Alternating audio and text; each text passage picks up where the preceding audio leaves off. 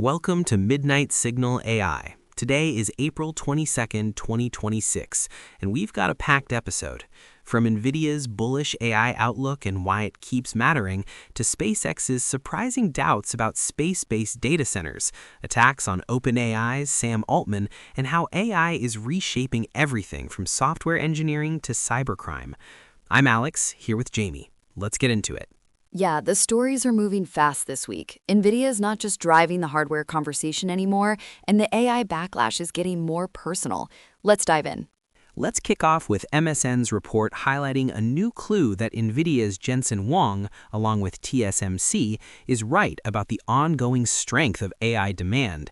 The article points to continued, even accelerating chip orders and new supply chain movement that suggests the AI investment boom isn't slowing down, despite some skepticism from analysts. Nvidia's order book and TSMC's production lines are reportedly still running hot.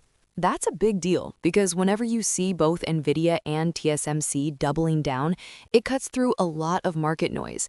It's not just hype or speculation, it's actual supply chain activity. And remember, these companies have the closest view of what hyperscalers and big AI startups are really buying.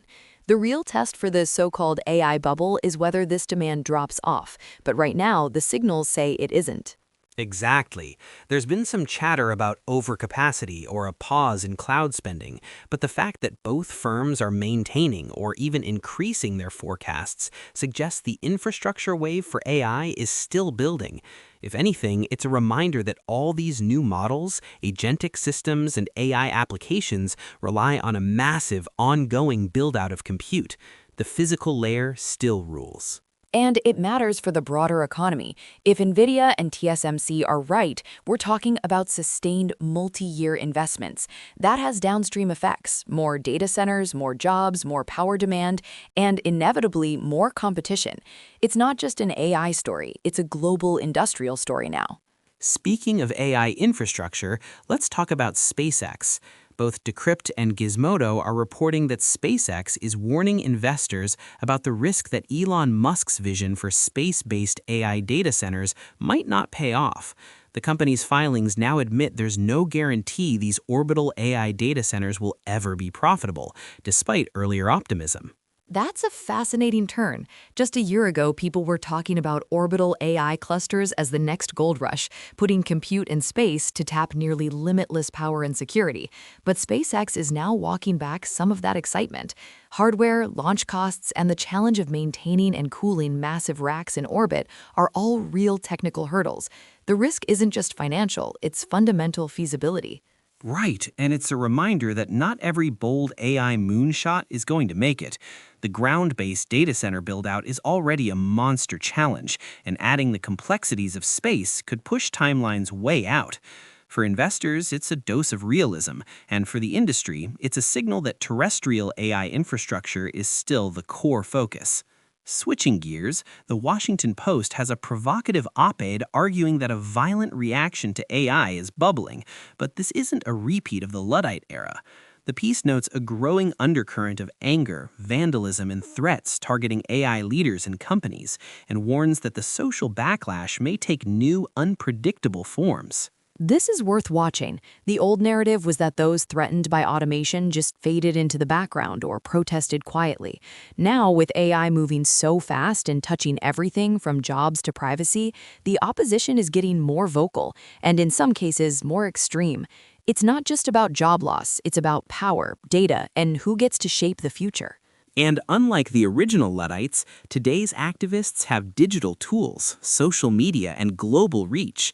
The risks for tech leaders are real, not just reputationally, but physically. The article suggests that companies and policymakers can't afford to ignore this growing tension.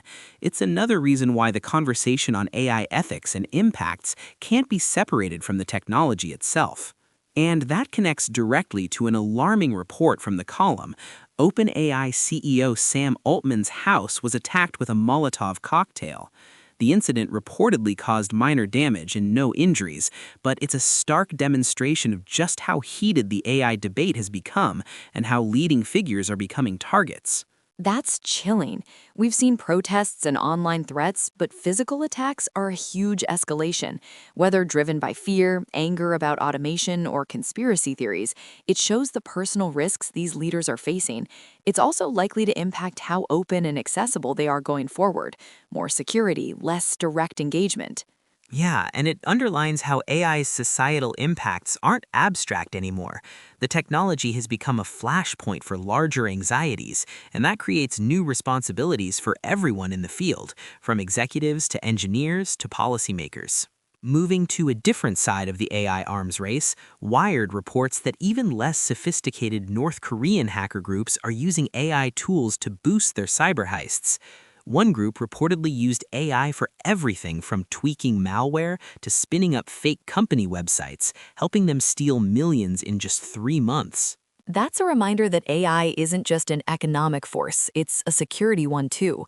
When even mediocre hacking groups can automate phishing, obfuscate code, and scale up their operations, the threat landscape changes. Defenders have to move faster, and it's not just about better firewalls, it's about smarter AI-driven response systems. And it shows that AI democratizes capability for good and bad actors. The old barriers to entry in cybercrime are falling away, and that means more attacks, more unpredictability. The arms race is officially on. Next up, Google made several big AI announcements at its Cloud Next conference, as covered by the Times of India. Sundar Pichai unveiled the 8th generation of Google's custom TPUs and highlighted their new agentic AI innovations. He also said that 75% of new code at Google is now AI-generated. That's a staggering number. That's huge. If 75% of Google's new code is coming from AI, it shows how quickly generative coding is becoming the norm at the world's top tech companies. It's a productivity leap, but it also raises questions about code quality, maintenance, and the evolving role of human engineers. And the TPU update matters. Google's pushing the hardware side as hard as the software. Their new agentic AI features clearly aim to keep up with OpenAI, Anthropic, and others who are betting big on autonomous systems. The competition isn't just about models anymore, it's about the entire stack, from silicon to services. On the topic of Nvidia, two more stories caught our eye. First, from Futurism, CEO Jensen Huang commented that AI systems could become permanent micromanaging bosses who never stop nagging you. And from Fortune, Huang also said you won't lose your job to AI, but to a coworker who knows how to use it better. Both statements are classic Wong, provocative but grounded. The nagging boss metaphor gets at the reality that AI won't just automate tasks, it'll monitor and optimize work in ways that could feel intrusive. And the idea that humans who use AI will replace those who don't, that's already happening in fields like marketing, design, and code. Adaptation is now a survival skill. Right, and it's a shift from AI will take your job to AI will change your job and someone else will outpace you if you ignore it.